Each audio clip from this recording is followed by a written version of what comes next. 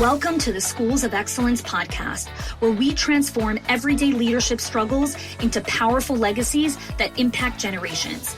I'm your host, Chanie, a 20-year veteran of school leadership who has helped hundreds of school leaders achieve what many thought was impossible through our signature programs, School Leadership HQ and Enrollment Engine. With our battle-tested frameworks and blueprints, leaders have achieved 90% parent retention, 50% less staff turnover, 15% improved profit margins, and increased enrollment by 25%. My mission is simple: to revolutionize school leadership by elevating the skills, the habits, and mindset of passionate leaders ready to create lasting change. Join me as we build your legacy of excellence, one transformative conversation at a time.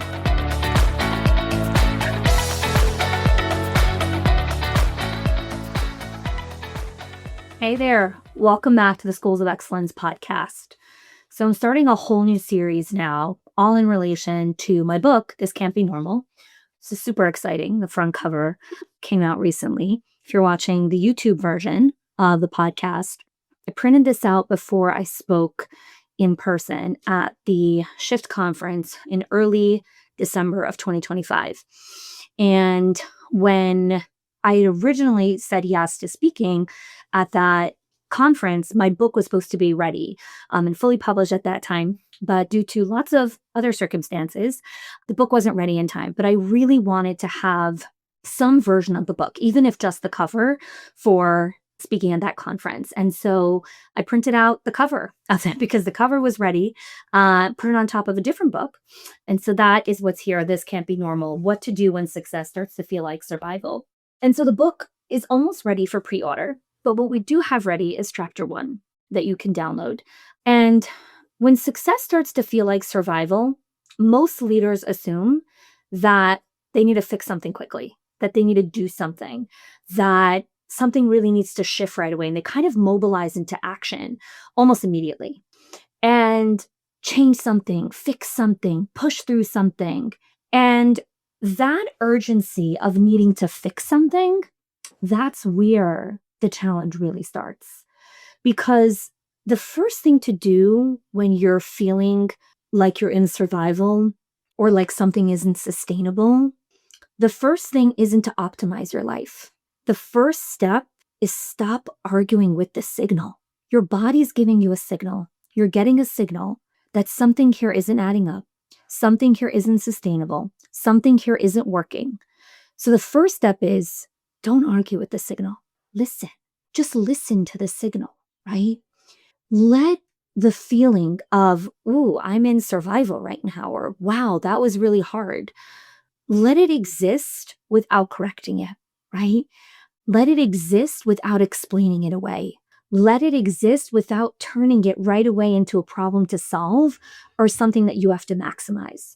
I know that if you're listening to this, it's such a radical act to think that way because you're the fixer and the problem solver and the person that people come to. You're a resource.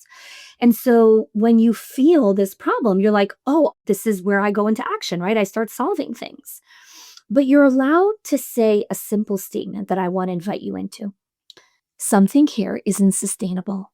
And I don't know what comes next, but I'm allowed to not know. I'm allowed to just name it. Naming isn't deciding it. It's orienting yourself to, this can't be normal. I don't want this to be my new normal. And sometimes the most honest move we can make is creating a tiny little space where the truth of your experience can actually exist without needing to be managed or orchestrated or fixed or whatever it is. There's no plan, there's no pivot, there's just permission, just permission.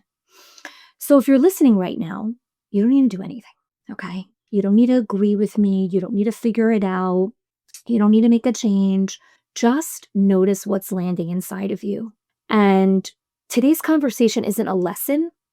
It's a place to stand within yourself for just a couple of minutes. So there's a moment in leadership that very few people talk about because it's very difficult to find language for this.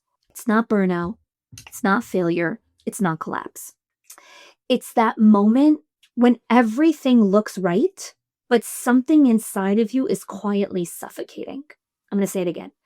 It's this moment in life where you kind of step back and everything looks amazing, right? It's success, or at least the definition of success. But there's something inside of you that feels tight and constricting, and maybe a little bit like you feel like you're suffocating. Your calendar works, your team functions, your life on the outside makes a lot of sense. But inside, you are holding your breath. I think leaders in general are very good at talking themselves out of that exact moment. I know that I did it for years. Hey, school owners, I see you. You've built the team, you've trusted others with the work, and somehow it still feels like everything lands on your shoulders. And that weight is exhausting. What if you could stop carrying it all alone? What if you can finally see exactly where your leadership is getting stuck and what to do next? That's where the strategic leadership scorecard was made for. In just 2 minutes, it will give you a clear diagnosis in one of the core areas of leading a school: enrollment, financial health, staff culture, or parent engagement. You'll get practical steps and trusted resources to help you lighten your load and unlock real ownership in your team to be able to lead with confidence.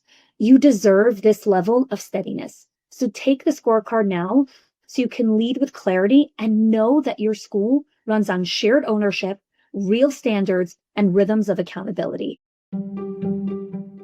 And this is what it sounds like to talk yourself out of that moment. You say, but this is what I always wanted. Other people would be so grateful to be in my position. This is just a season. It's okay. I'm going to get through this. This is what leadership is. Leadership is sacrifice.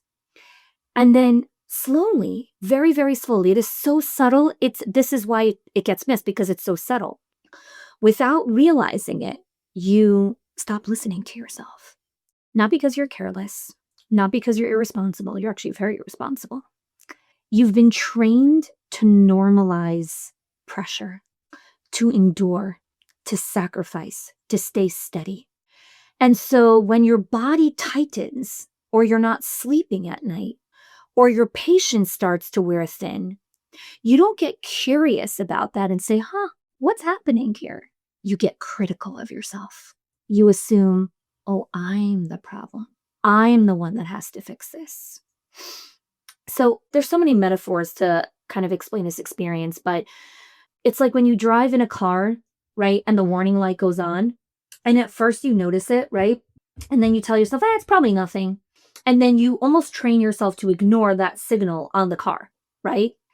And the car keeps moving because it's driving, no problem. The dashboard stays lit, right? It's blinking.